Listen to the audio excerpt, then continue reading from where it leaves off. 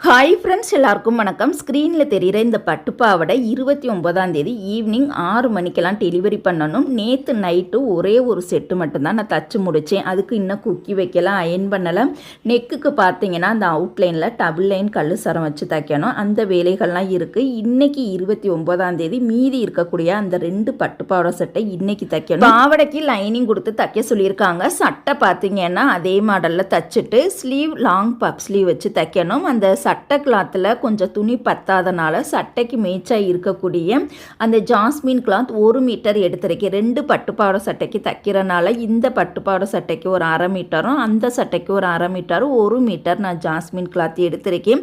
அப்புறம் அந்த பாவடைக்கெல்லாம் பார்த்தீங்கன்னா டசில்ஸ் இந்த மாதிரிலாம் வைக்கணும். மொத்தம் பார்த்தீங்கன்னா ஒரு ஃபேமிலிக்கு 3 பட்டுப்பாவடை செட்டு 2 ப்ளவுஸு தச்சு கொடுக்கணும். இன்றைக்கி 29ஆம் தேதி. இன்றைக்கி போடக்கூடிய எல்லா வீடியோக்குமே கமெண்ட் பண்ணுங்கள், லைக் பண்ணுங்கள். தேங்க்யூ.